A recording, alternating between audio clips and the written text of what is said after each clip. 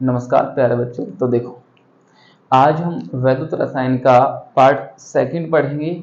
इससे पहले हमने जो आपका वैद्युत रसायन यानी कि इलेक्ट्रोकेमिस्ट्री है उसके पार्ट फर्स्ट के बारे में चर्चा की थी। पार्ट फर्स्ट में हमने ये समझा था कि वैद्युत रसायन है इसका मतलब क्या है, इलेक्ट्रोकेमिस्ट्री का मतलब क्या है। उसके बाद हमने ये देखा था कि जो सेल होते हैं वो क्या होते हैं, सेल कितने प्रकार के होते हैं।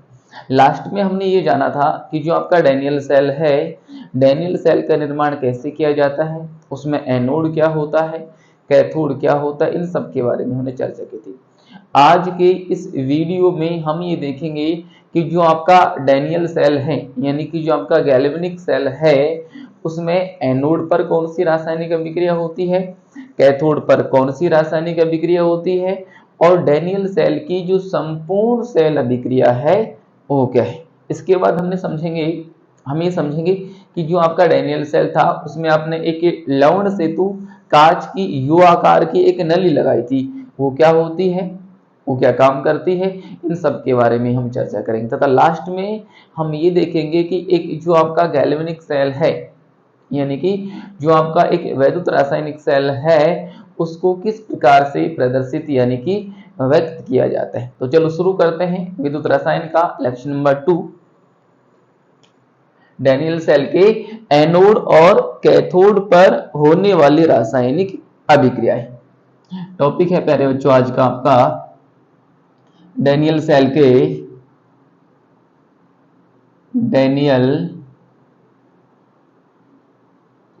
के एनोड व कैथोड पर होने वाली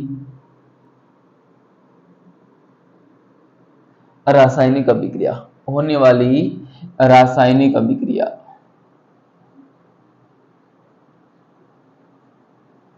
इनके बारे में अभी हम चर्चा करते हैं कि डैनियल सेल का जो एनोड है और डैनियल सेल का जो कैथोड है उस पर कौन सी रासायनिक अभिक्रिया होती है। हमें पता है डैनियल सेल में कितने इलेक्ट्रोड होते हैं, 2 इलेक्ट्रोड होते हैं, एक होता है जिंक का इलेक्ट्रोड, एक होता है कॉपर का इलेक्ट्रोड। तो सबसे पहले हम बात करते हैं एनोड पर होने वाली रासायनिक अभिक्रियाओं की। एनोड पर होने वाली रासायनिक अभिक्रिया कि डैनियल सेल का जो एनोड है उस पर कौन सी रासायनिक अभिक्रिया होती है। एक बात ध्यान में रखिएगा विशेष रूप से, चाहे कोई सा भी सेल हो, चाहे वैद्युत रासायनिक सेल हो, चाहे वैद्युत अपघटनीय सेल हो, एनोड जो होता है एनोड पर ऑलवेज कौन सी रिएक्शन होती है, ऑक्सीडेशन रिएक्शन होती है। ये बात हमें ध्यान में रखनी है। एनोड पर कौन सी रासायनिक अभिक्रिया होगी, ऑक्सीकरण अभिक्रिया होगी, ऑक्सीडेशन रिएक्शन होगी। एनोड पर कौन सी रासायनिक अभिक्रिया होती है, ऑक्सीकरण। एनोड पर कौन सी रासायनिक अभिक्रिया होती है, ऑक्सीकरण रासायनिक अभिक्रिया होती है।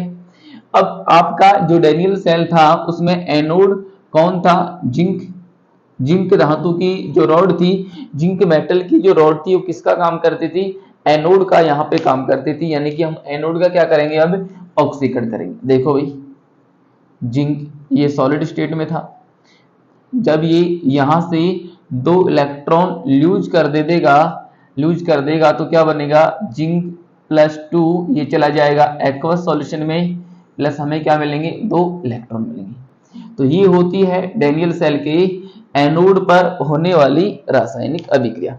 इसी प्रकार से डैनियल सेल का जो कैथोड है उस पर होने वाली रासायनिक अभिक्रिया की बात करते हैं। तो हम हेडिंग लगाते हैं कैथोड पर होने वाली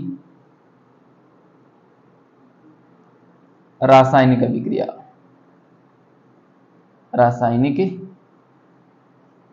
देखो कैथोड पर कौन सी रासायनिक अभिक्रिया होती है, ध्यान दीजिएगा। कैथोड पर रेडॉक्स जो रिएक्शन होती है उसका कौन सा टाइप होता है, रिडक्शन रिएक्शन। कैथोड पर कौन सी रासायनिक अभिक्रिया होती है, रिडक्शन यानी कि अपचयन अभिक्रिया होती है। तो पहले हम इसको लिख देते हैं, कैथोड पर ऑलवेज हमेशा कौन सी रासायनिक अभिक्रिया होती है, अपचयन, अपचयन यानी कि रिडक्शन रिएक्शन। कैथोड पर हमेशा कौन सी रासायनिक अभिक्रिया होगी? अपचयन अभिक्रिया होगी, रिडक्शन रिएक्शन होगी। समझते हैं? हमें पता है, देखो भाई, डैनियल सेल जब आपने कल पढ़ा था इसके पहले वाले वीडियो में, तो हमें पता है डैनियल सेल में जो इलेक्ट्रॉन हैं एनोड से कैथोड की ओर मूव करते हैं, एनोड से कैथोड की ओर मूव करते हैं। अब जो मूव इलेक्ट्रॉन कर रहे हैं कैथोड की ओर, उनको वहां कौन गेन करता है? कॉपर प्लस 2 आयन, जो वहां उस विद्युत अपघट्य विलयन में होता है। तो यहाँ कौन सी रासायनिक अभिक्रिया होगी? जो कॉपर 2+ आयन होंगे वो एनोड से आने वाले इलेक्ट्रॉनों को ग्रहण करेंगे और क्या हो जाएंगे? अपचयित हो जाएंगे। क्या हो जाएंगे? अपचयित हो जाएंगे। देखो भाई, किसमें अपचयित हो जाएंगे? कॉपर सॉलिड में। किसमें अपचयित हो जाएंगे? कॉपर सॉलिड में। ये है आपका एक्वस सॉल्यूशन वाले कॉपर 2+ आयन। तो ये जो रासायनिक अभिक्रिया है डैनियल सेल के एनोड पर होती है, और ये जो रासायनिक अभिक्रिया है डैनियल सेल के कैथोड पर होती है। यदि हम क्या करें, एनोड और कैथोड पर, ध्यान दीजिएगा, यदि हम एनोड और कैथोड पर होने वाली रासायनिक अभिक्रियाओं को जोड़ दें तो हमें डैनियल सेल की संपूर्ण सेल अभिक्रिया प्राप्त हो जाएगी। क्या प्राप्त हो जाएगी? डैनियल सेल की संपूर्ण सेल अभिक्रिया। देखो यहां से क्रियाकारक के पदों को एक तरफ रख दो, उत्पाद के पदों को एक तरफ रख दो, तो दो इलेक्ट्रॉन से दो इलेक्ट्रॉन कैंसिल हो जाएगा। क्या बचेगा? Zinc solid plus copper 2+, aqueous solution में है ये। इधर क्या बचेगा? जिंक प्लस टू, यह है एक्वस सॉल्यूशन में यानी कि जलीय विलयन में, प्लस कॉपर सॉलिड। तो ये जो आपका समीकरण है, ये जो आपकी अभिक्रिया है, ये है डैनियल सेल की संपूर्ण यानी कि नेट सेल अभिक्रिया। फिर से समझो भाई, आपका टॉपिक था डैनियल सेल के एनोड और कैथोड पर कौन कौन सी रासायनिक अभिक्रियाएं होती है, हम उनकी बात करते हैं। एनोड पर कौन सी रासायनिक अभिक्रिया होती है बच्चों? एनोड पर हमेशा ऑक्सीजन अभिक्रिया होगी। डैनियल सेल में एनोड किसका बनाया हुआ होता है? जिंक का। तो जिंक का हमने क्या करवाया? ऑक्सीजन करवाया, तो हमें क्या मिला? जिंक प्लस 2 आयन मिला और 2 इलेक्ट्रॉन मिले। कैथोड पर कौन सी रासायनिक अभिक्रिया होती है? अपचयन यानी कि रिडक्शन रिएक्शन होती है। एनोड से जो 2 इलेक्ट्रॉन जाते हैं उनको कौन ग्रहण करता है? कॉपर प्लस 2 आयन ग्रहण करता है और किसमें बदल जाता है? कॉपर सॉलिड, कॉपर ठोस में बदल जाता है। अगर एनोड पर और कैथोड पर होने वाली रासायनिक अभिक्रियाओं को जोड़ दिया जाता है तो ये समीकरण हमें प्राप्त होती है। इस समीकरण को क्या बोल दिया जाता है? डैनियल सेल की संपूर्ण सेल अभिक्रिया। तो हम लिख सकते हैं उपरोक्त सेल अभिक्रिया, उपरोक्त सेल अभिक्रिया डैनियल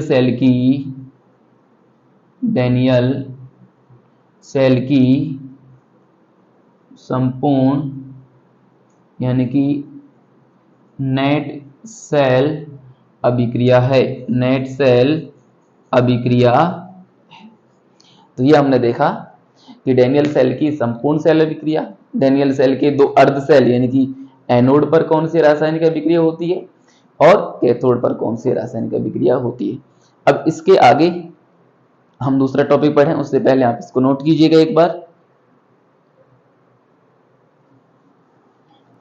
इसके बाद आप पढ़ेंगे डैनियल सेल में जो आप लवण सेतु को काम में लेते हैं, वो लवण सेतु यानी कि सॉल्ट ब्रिज क्या होती है, उसके क्या क्या फंक्शन है। सुनो ध्यान से। अगला टॉपिक है आपका लवण सेतु। क्या है बच्चों अगला टॉपिक? लवण सेतु यानी कि सॉल्ट ब्रिज, लवण सेतु, सॉल्ट ब्रिज। सुनो ध्यान से। अब हम पढ़ते हैं सॉल्ट ब्रिज यानी कि लवण सेतु के बारे में। बहुत ध्यान से समझिएगा, अच्छा टॉपिक है, एग्जाम में आने वाला टॉपिक है। सबसे पहली बात, ये जो लवण सेतु है, ये जो लवण सेतु है, सबसे पहले यू आकार की एक कांच की नली होती है। क्या होती है? यू आकार की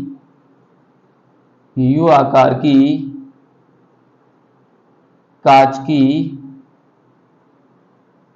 नली होती है। समझो ध्यान से मेरी बात को। लवण सेतु यानी कि साल्ट ब्रिज क्या होती है? यू आकार की किसकी नली होती है? ये कांच की एक नली होती है। अगली बात ध्यान सुनो, इस यू आकार की कांच की नली में, इस यू आकार की कांच की नली में अगार अगार विलयन भरा हुआ होता है। इस यू आकार की कांच की नली में क्या भरा हुआ होता है? अगर अगर विलयन या जेल भरा होता है। क्या भरा होता है? बोलो, यू आकार की कांच की नली में क्या भरा होता है? अगर अगर जेल भरा हुआ होता है, जिसे इस अगर अगर जेल को किससे संतृप्त किया जाता है? KCl यानी कि पोटेशियम क्लोराइड से संतृप्त कर दिया जाता है। पोटेशियम क्लोराइड से संतृप्त कर दिया जाता है। ठीक है, ये आपकी जो है साल्ट ब्रिज होती है। फिर से समझो भाई, आपकी जो साल्ट ब्रिज यानी कि लवण सेतु है, यू आकार की कांच की नली होती है। इस यू आकार की कांच की नली में अगर अगर जेल भरा हुआ होता है। उस अगर अगर जेल में आप कौन सा वैद्युत अपकट्य मिलाते हैं? पोटेशियम क्लोराइड मिला देते हैं। इसके अलावा कांच की नली की जो दोनों सिरे होते हैं, उनमें आप कोई क्या लगा देते हैं? कॉटन लगा देते हैं, जिससे आपका जब उसको उल्टी करके बीकरों में हम लगाएं तो एक साथ आपका विलयन बाहर नहीं निकले। अगली बात, अगला टॉपिक है प्यारे बच्चों आपका लवण सेतु के क्या क्या कार्य है। लवण सेतु जो है डैनियल सेल में क्या क्या कार्य करता है। अगला टॉपिक है आपका लवण सेतु के कार्य। लवण सेतु के कार्य, function of salt bridge. Function of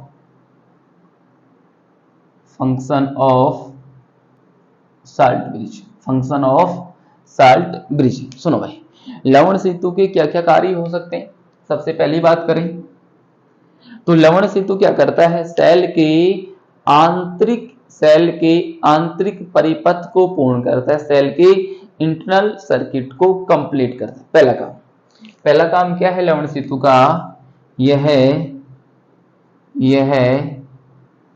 cell के आंतरिक परिपथ को पूर्ण करता है। सेल के आंतरिक परिपथ को